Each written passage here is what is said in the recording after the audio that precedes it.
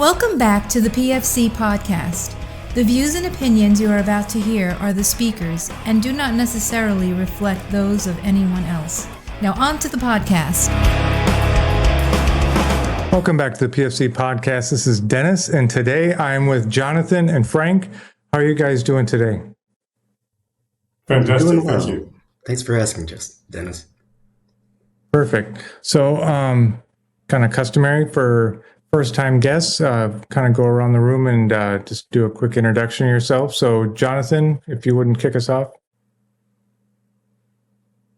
Sure. Jonathan Liu, 20-year retired Special Forces medical sergeant and team sergeant, coming out of the 1st Special Forces Group. I'm currently out in JBLM, Washington, focused now on health issues that pertain to our community. Perfect. Frank, how about you? I'm Frank Stadler. I'm the director and founder of MedMag Labs. We seek to commercialize and deliver Maggot Therapy globally and in Australia, here where I am. I have a PhD in the supply chain management for Maggot Therapy and have held a grant with humanitarian grant challenges in Canada. Hey, perfect. So, Frank, if you wouldn't just start off, this is not the first time I've ever heard of maggot therapy. Other than obviously the title, like, why on earth would I put maggots into a wound?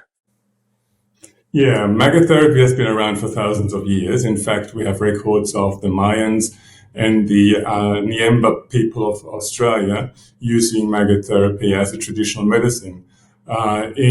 We have also other records from the war setting, dating back to the Battle of St. Quentin's and Napoleonic Wars, and also the Confederate Civil War in America. And there it was the surgeon Zacharias who first used maggots as a proactive treatment for wounds. In previous campaigns, the war surgeons noticed the beneficial effects of maggots in a chronic wound or in an infected wound, but did not make that jump into treatment.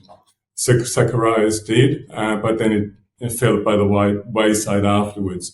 When William Baer went to the First World War, he was a podiatric surgeon from Johns Hopkins in the US. When he went to the First World War, he saw, again, the beneficial effects of maggots in wounds. And he took that experience back to Johns Hopkins, where he then established a maggot production and treatment program, the first modern medical program of that kind. And it then took off in the 1930s and 40s and became very popular in America and Europe. But then with the advent of antibiotics, it fell again by the wayside and was forgotten. And in the 1990s, 2000s, the last 30 years now, it has gained popularity again because of the high wound burden and the antimicrobial resistance problems we have now. So the reason why we would put maggots onto a wound are threefold. Maggots are designed to eat necrotic tissue. That's what they do in nature. So they remove the necrotic tissue from the wound. But by doing so, they also put digestive juices into the wound, which have antimicrobial properties. They also consume a lot of the microbes in the wound and digest them, and therefore remove them from the wound. So they have infection control properties in addition to the debridement properties. And lastly, their excretions and secretions have also growth factors and hormones in them, which promote the growth of new wound tissue, granulation tissue, and blood vessels. So they promote wound healing as well. So there are very few treatments, I think probably none, that has those three properties in one package, in one therapy. So there's plenty of reasons why we should use maggots. Okay. I mean, it's being used currently in hospitals. like somewhere in the world, I'm sure, right? Like what conditions or why would I do that versus like just pump them full of antibiotics, do serial wound debridements, honey dressings. Like there's a wound vacs. There's a myriad of techniques to get this done. Of all of those, why maggot therapy? For a start, maggot therapy can be provided affordably and cost effectively, especially in low resource settings. So this is a major point of difference to other wound treatments. And keeping in mind that chronic wounds are a severe healthcare problem, despite all the other modalities that you just mentioned. So what happens in a chronic wound is that often you have the biofilm development, which renders the wound immune to antibiotics and other treatments. Surgical debridement is very coarse and very imprecise, and often people revert back to the chronicity in the wound. So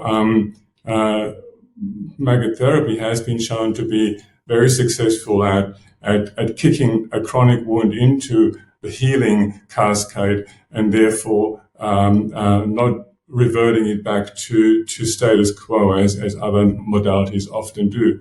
So you go away, you debride in various ways, and a few weeks down the track, the wound is back where it was. This does not appear to happen with maggot therapy. In maggot therapy, the wound is actually pushed into that positive healing cascade and develops and heals, starts to heal and not go back. Okay. So I guess currently, patients like with diabetic necrosis of wounds, I would imagine they're probably a big candidate because you can just pump them full of antibiotics and essentially you're just doing serial debridements until they lose the extremity. And then you move on to the next. Okay.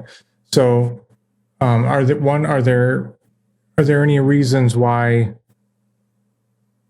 understood like the necrotic part of it, but is that the important part of it?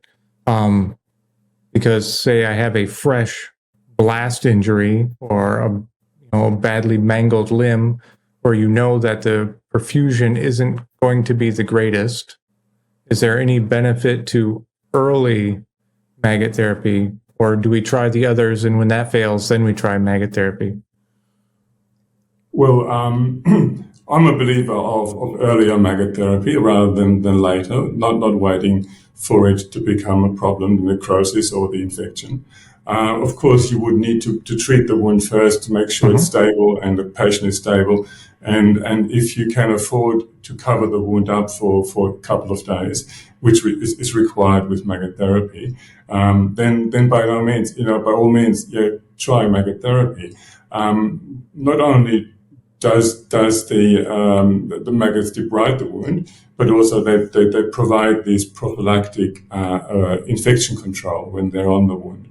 So in the austere setting, that would help to maintain the patient in a good state and the wound and prepare the wound for future grafting or other interventions, while the patient is out of reach of surgical care, for example. So to my mind, maggot therapy should be used earlier rather than later. Okay. So obvious, we just talked about like diabetic ulcerations, blast injury, penetrating things. What about things like burns? Has maggot therapy ever been used on burned type patients? Yes, absolutely, with very good success.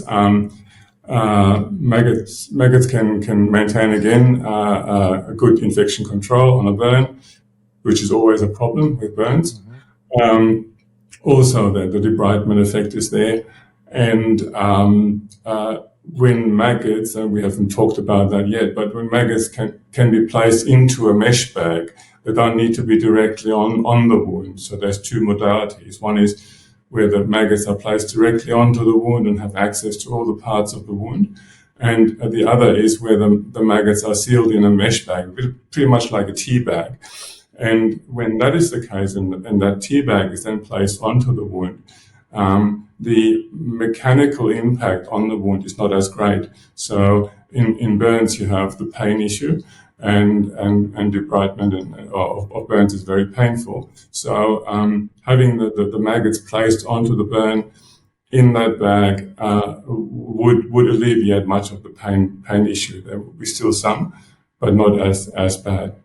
And so any maggot therapy is not only indicated for wounds that are chronic, there can be also acute wounds that require debridement, like a burn, for example.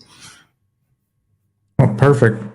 So, Jonathan, obviously, my guess is you're looking at this from a more austere perspective, which I think is always wise.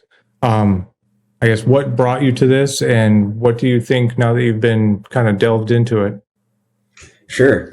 So I got brought into this actually because I got very, very interested in what to do with what are we going to do with some of the really big problems we're looking at, specifically when we're looking at the Indo-PACOM theater. So I just spent the past 2.5 years or so as the senior enlisted medic for First Group. And the majority of those 2.5 years was running around Indo-PACOM, throwing up red star clusters and red flags up saying, we need to start looking at this supply chain issue that we're going to have. Because the fact is that it doesn't take a whole lot to disrupt the health service support supply chain. We saw that very recently during the pandemic. We see it currently right now with national ketamine distribution, just because a tornado hit one single factory in the United States. You compound that now with 70 to 80% of our antibiotics are made internationally, and the precursors to many of the world's antibiotics, 70 to 80% of those, it's estimated, are made in China. That creates a huge, significant national security issue for us, and especially for us here in the special operations domain, because we're expected to be operating maybe 360 days, 180 days prior to the arrival of any kind of conventional forces. So as everybody is amassing out and trying to create, packages for Class 8 and preparation for large-scale combat operations, is it a realistic expectation for there to be enough antibiotics for SOF to carry in, but so far left of actual escalation in force? And that was the problem that I was looking at. There's no way that we can expect that to happen. And the other piece of that is that there's just going to be massive casualty counts. I think gone are the days of concentric circles on a map depicting golden hours. I think the question now is no longer, how do I get my guy out, my injured casualty out and evacuated and sped to the rear? I think the question that we need to be asking now is, how do I keep my guy alive, my casualty alive, until the frontline trace comes back to me and the big green conventional machine meets us and we get reunited with the friendly lines? And that could be a very, very long time. So that I ask to any soft medic operating out in austere environments, how much antibiotic do you actually have? How much are you expected to be able to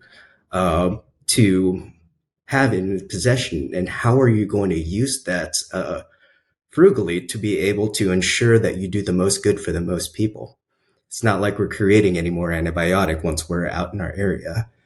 Yeah. And I thought what was beautiful about maggot therapy was that, the particular fly species that we're looking at bottle flies, green bottle flies, is endemic in virtually every part of the world that we're operating in. And the ability to be able to simply capture, clean, and raise maggots for this purpose is something that we're just not going to be able to do to any kind of scale with antibiotics per se. So in a way, it is kind of a force multiplier for health service support and for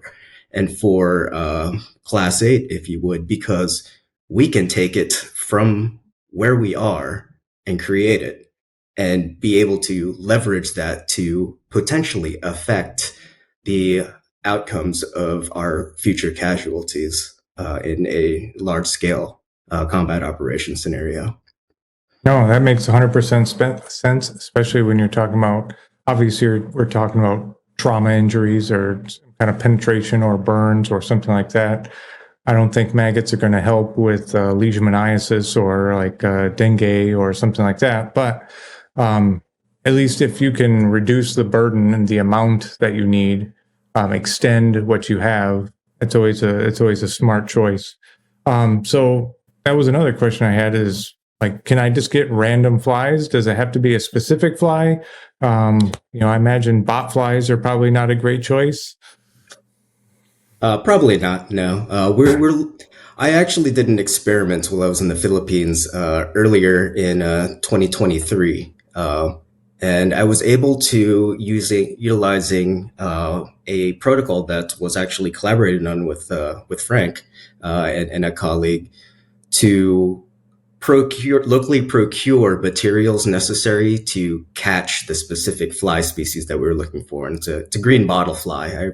The species of it eludes me. The actual binomial nomenclature of it eludes me at this point. But I was able to actually procure. Yeah. I was actually able to procure this particular fly and get it to lay eggs and get maggots out of it, all within the course of maybe 3 attempts of trial and error. So a little bit of a learning curve, but we're not talking about a learning curve of it. This took me 6 months to perfect. This was a side project that I would go and check on over the course of a week and a half, and I had a viable source to be able to continue on clean these maggots and potentially utilize them for future patients. So the green bottle flies, are they the only kind of flies that are utilized, or are there others? Or yeah, I would defer to Frank on that one. Yeah, please, Frank. Yeah, so fortunately, we use caliphorid flies. That's a shorthand for flies that specialize on necrotic tissue and cadavers. So they don't feed on live tissue. As you mentioned, the bot fly or the screwworms, we don't want them because they feed on live tissue. So fortunately, those caliphorid flies are very widespread. There's 1 or 2 or 3 species that we know of in each of the biogeographic regions in the world that we would have access to and could utilize. And these are only the ones we know have been used already and have been documented in the literature, in the papers.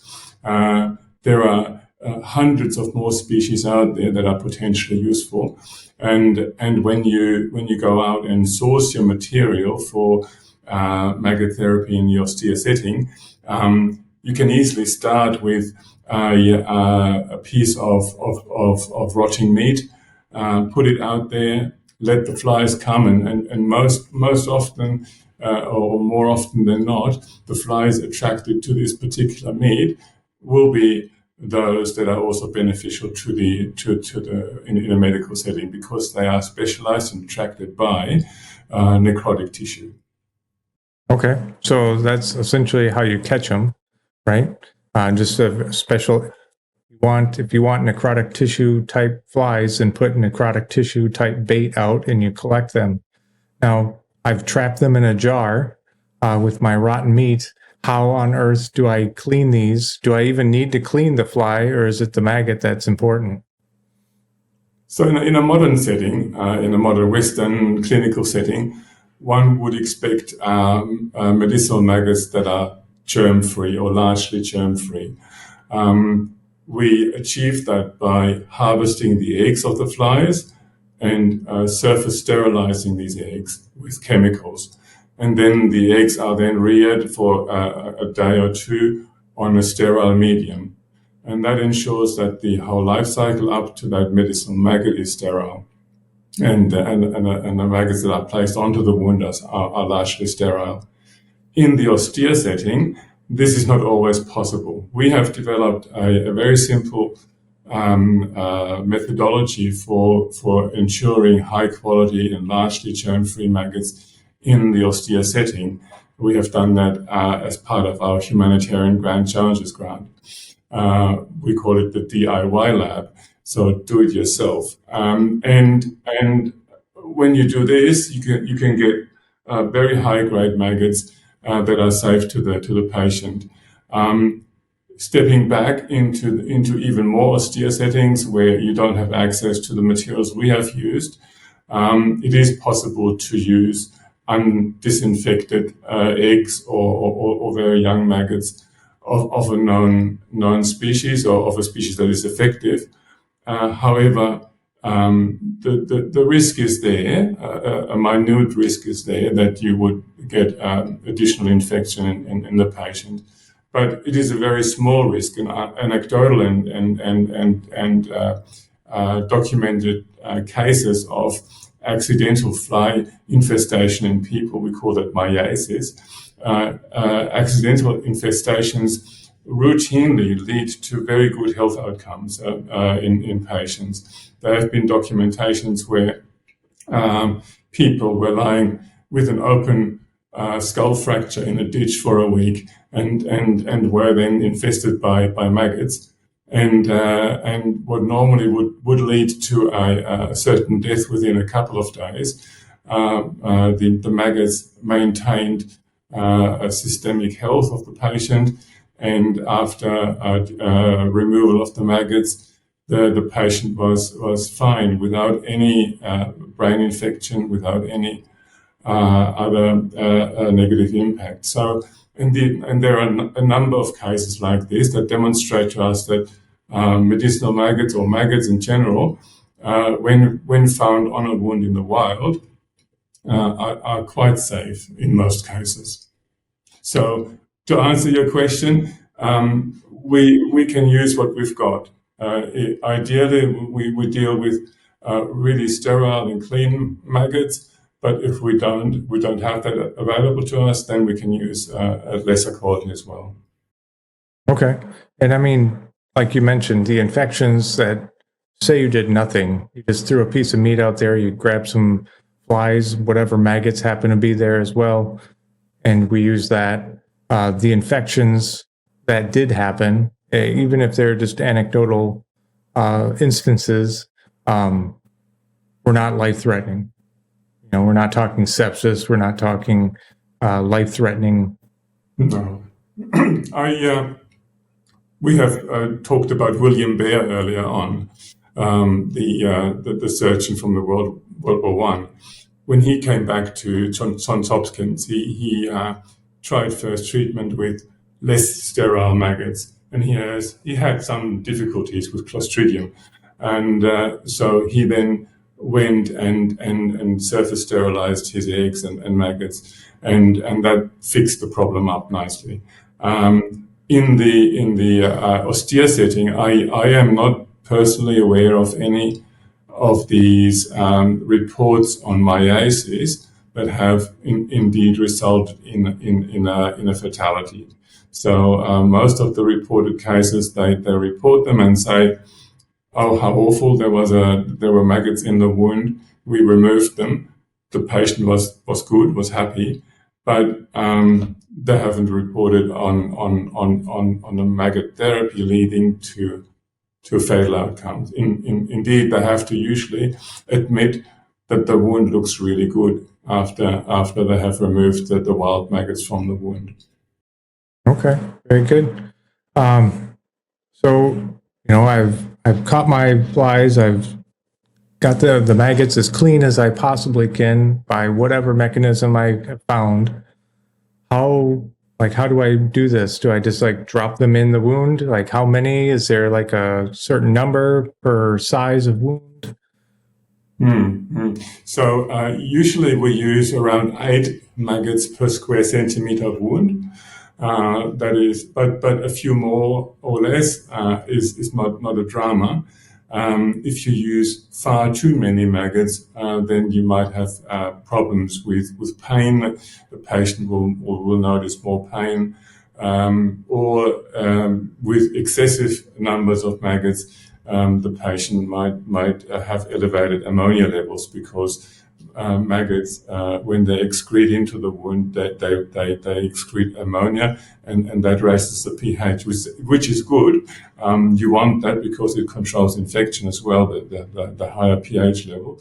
But it can cause trouble. But this is very rare and almost unheard of, because you would need thousands upon thousands of maggots in the wound for this to be a problem. Maggots, as I said before, we can put them directly into the wound.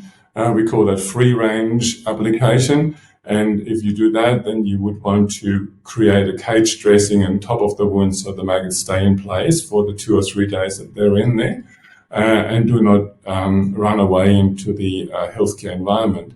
Of course, in the austere setting, that might be less of a problem rather than in a hospital setting, but it is still preferable that you have control over your maggots, and that's why we do this cage dressing. Alternatively, you can place them into a mesh bag, and then you don't have all these problems. It's very simple. You place the maggots onto the wound in the mesh bag, put gauze dressing around it, and that's it.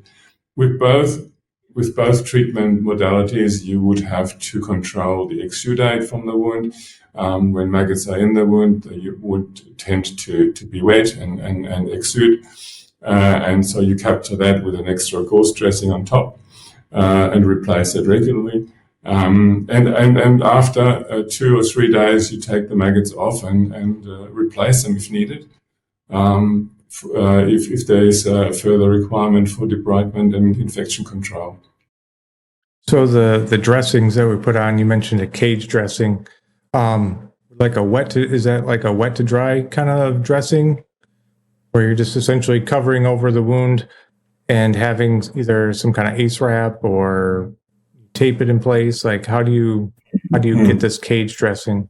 Yeah, so cage dressings can be as simple as a piece of fabric, a shirt sleeve, for example, taped around the extremity and taped to the skin so that the maggots stay in place. Or there can be a high-tech mesh dressing, a nylon dressing that is taped to the peri-wound area on top of a barrier of hydrocolloid tape. So you place the hydrocolloid around the peri-wound area, place the maggots into the wound, and then tape this mesh dressing, that mesh, onto the hydrocolloid to form a maggot-proof barrier that they can't escape, but still can breathe through the mesh. We have guidance on how to apply mesh, free-range and bagged dressings. You can find them very easily on our website. You might want to share that later on with your community. Yes. And also there's guidance in our book which we have written, the Complete Guide to Maggot Therapy. It's an open source book that anybody can download from open book publishers, and there's all the guidance that your community needs to learn how to apply medicinal maggots very carefully and safely. And at this stage, I might also add that we're running a lab at SOMA 2024, specifically to the point of how the supply chain management for maggot therapy is achieved in the austere setting, and how soft medics can treat patients in the austere setting as well. And there, participants will be taught how to apply and remove maggot therapy dressings in the austere setting. So it's on May 13 at SOMA 2024. We run that lab. And Perfect. We're joined by the eminent expert in maggot therapy, Ronald Sherman from the Biotherapeutics Education and Research Foundation, also based in the US. Perfect. So other than the free-range maggots, you mentioned you can put them in a bag. Is there any reason why you would do one versus the other? Primarily, it is convenience and patient and medic acceptability. So producers in the West, in the modern setting, have found that they have more commercial success when they place maggots into a bag, and so they're out of sight and easy to remove at the end of the therapy. So it's convenience. But if you're after fast and effective treatment, then free-range maggots in the wound, directly in the wound, is far superior. And it makes sense. They have access to all the nooks and crannies, the undercuts in the wound. They have access that they can use their mouth hooks. So maggots do not have a chewing mouth part like a beetle, for example. They have to liquefy their food in the wound before they can ingest it. And the only means of mechanical loosening of that necrotic tissue they have is two mouth hooks that they use, sort of probing in the wound tissue, which they cannot do as effectively when they're in a bag. And also, their body is covered in the tiny microscopic spines, and their movement across the wound also aids to the loosening of necrotic tissue, and also the interruption or disruption of the biofilm in there. So from a therapeutics point of view, free-range maggots are always superior, but from a marketing and sales point of view, the bags win out in the Western setting. Okay, yeah, that 100% makes sense. I would probably freak out if I woke up and there was a bunch of maggots in my cut. What else?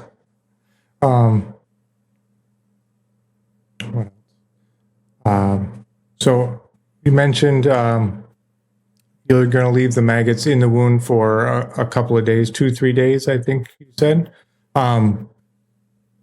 So when it comes time to remove them, are you just removing them and 1,000 flies are coming out of it, or are we just picking these out because they're in another stage?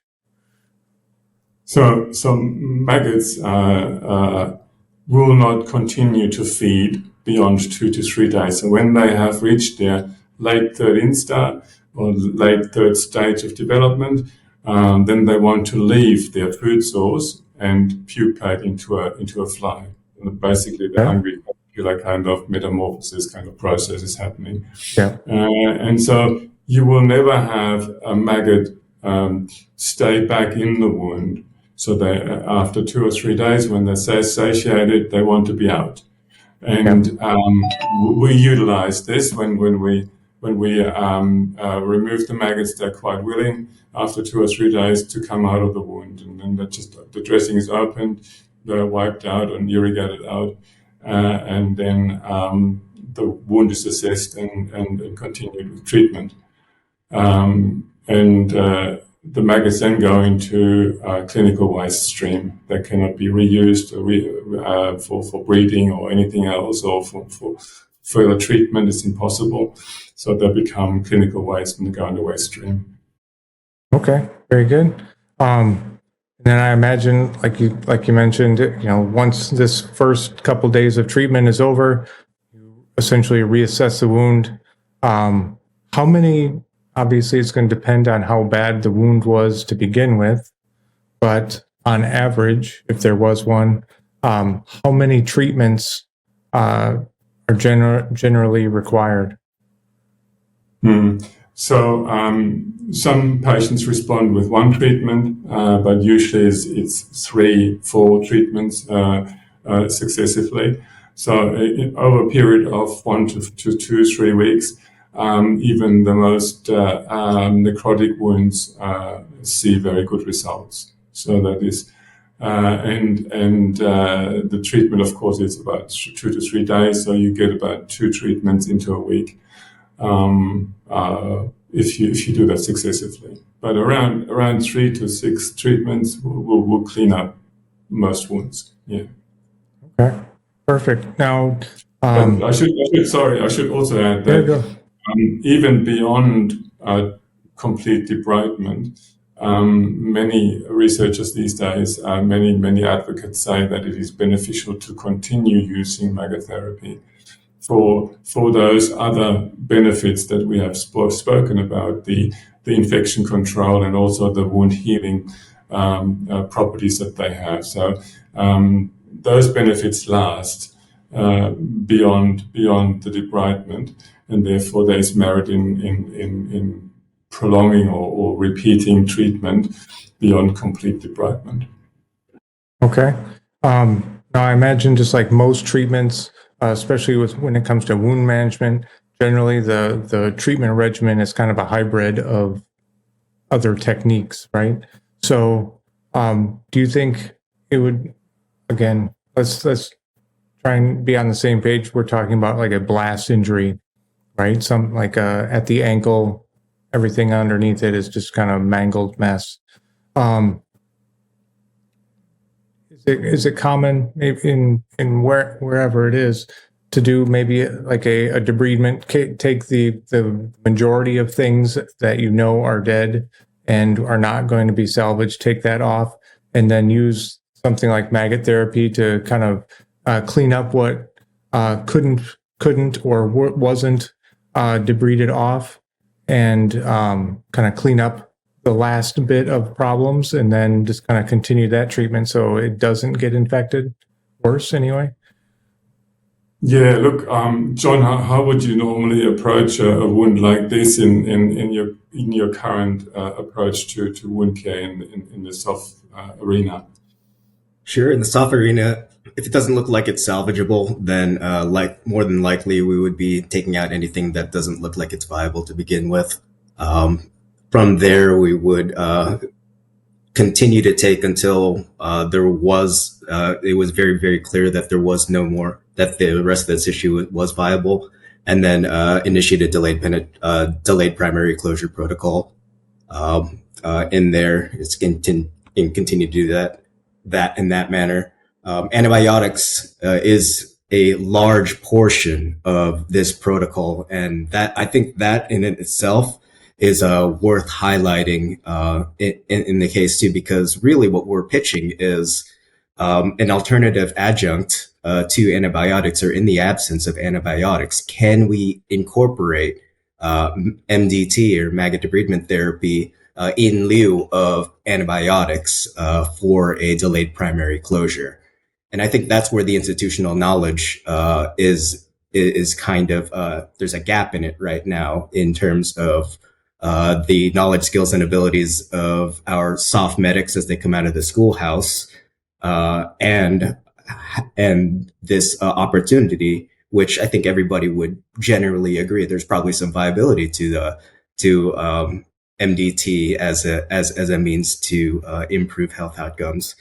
So really, what I would consider is how would we, one of the major problems to implementing this and getting a lot of buy-in, by and large, would be to how would we address that gap right there? How do we get into the institutional knowledge and kind of rewrite some of the protocols that are being taught within the Joint Special Operations Medical Training Center? I believe it's CPG 62, the acute wound care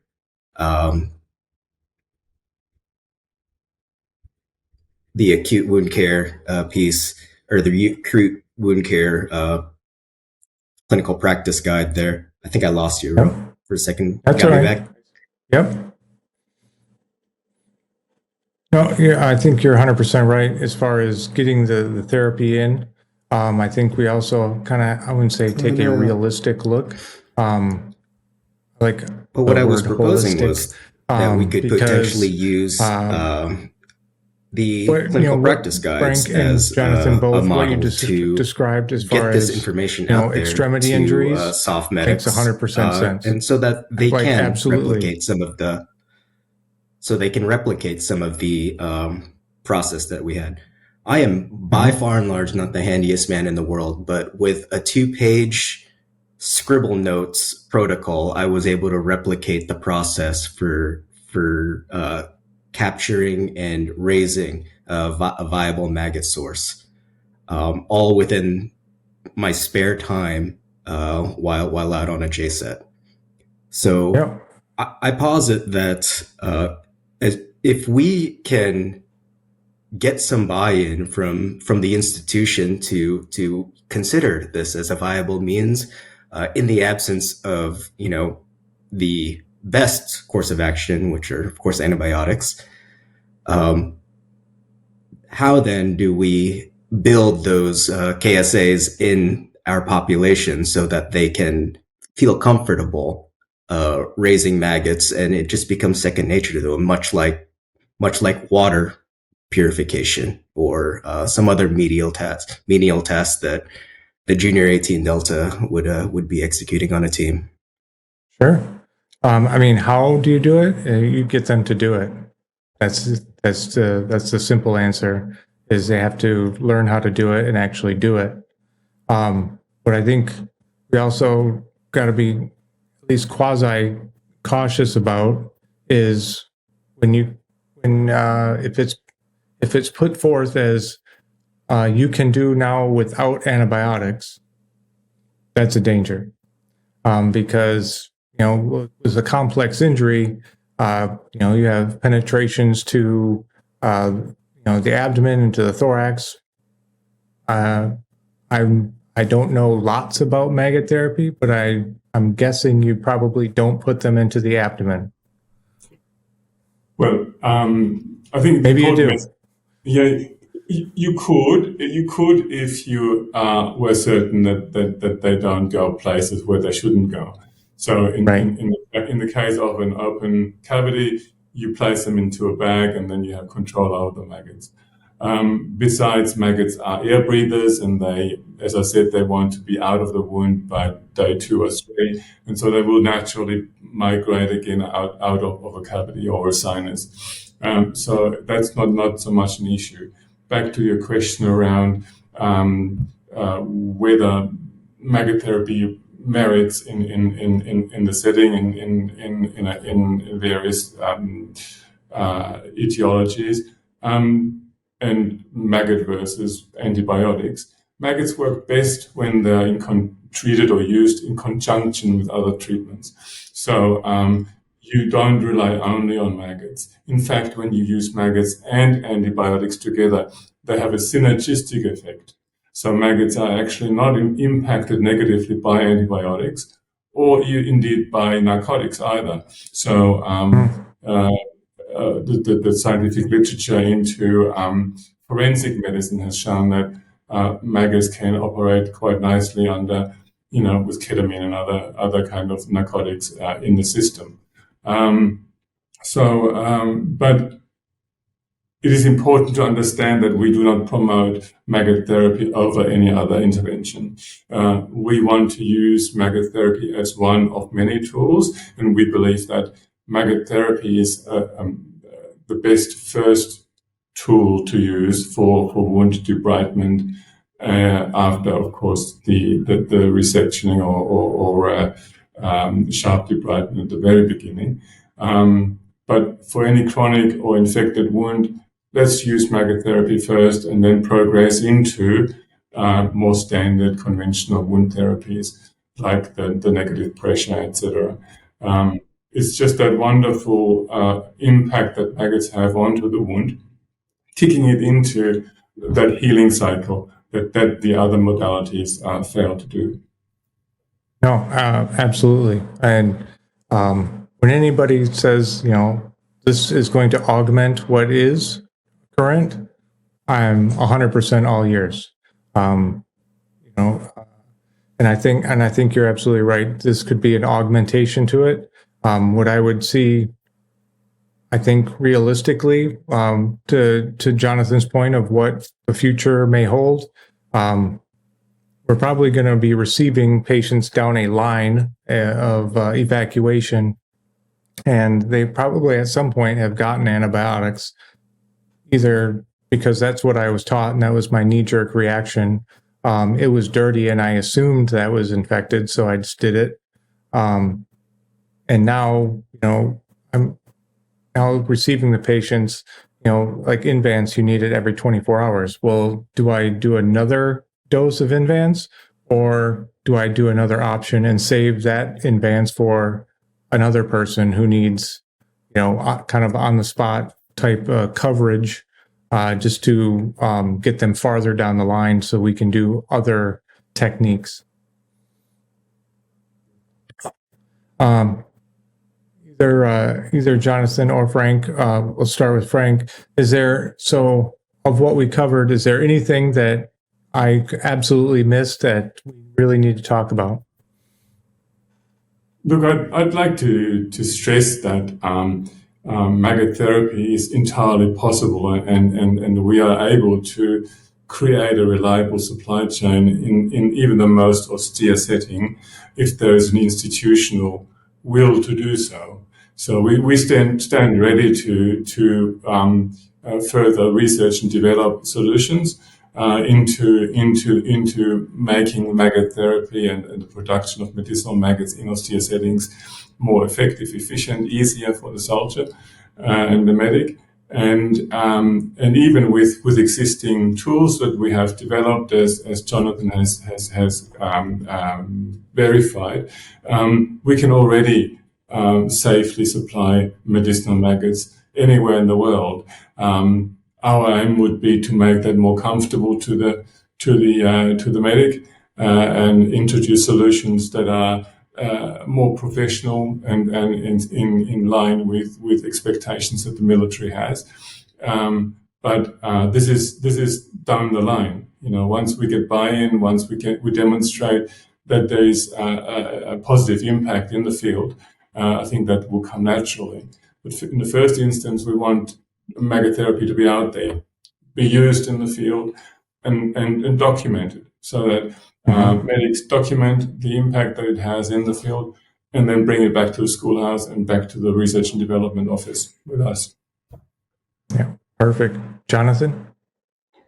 Yeah, the one thing that I would just want to encourage to the force at large is, this was not a difficult pet project to build a locally procured trap and raise maggots that would be viable for MDT. And it was remarkable to me, after failing twice for simple reasons, like I left the trap too low and a snake got into it, or a goat came and ate my meat.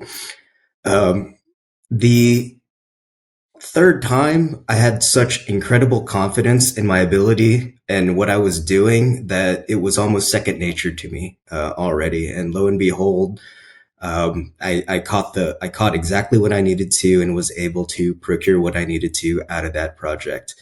The lesson learned there is that you really just have to take a very hands-on approach to it if you're going to learn how to do this.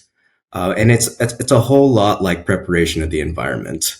If you're out there on a JSET, figuring out what works, what you could potentially use to be able to fabricate or improvise a specific device that you would need to raise these maggots in the future, document it, write it down, capture that into the knowledge base that you capture it into, so that those that come after you won't spend that curve time relearning the things all over again. And if we continue to do that and we institute a culture of a learning organization as opposed to an individual skills that perish as soon as that individual leaves the organization, I think that we will see MDT here as a viable piece within our tool set as an organization and as an institution into the future. Yeah, I mean, that goes with just about any lessons learned. If it's not written down and you never told anybody, like it's not actually a lessons learned, right? Right. Cool. Well, thank you guys very, very much. I really appreciate it. Thanks, Dennis. Hey, thanks for having us, Dennis. And see everybody in summer 2024. Yeah, I'll be there. Excellent. That's it for today's podcast. Make sure to go to our website, www.prolongedfieldcare.org. Check out our free downloads and a ton of other helpful information. Grab a bag of our fresh roasted PFC coffee, links in the description below, and stay on the bleeding edge of combat and austere medicine. This is Dennis for the PFC podcast. Out.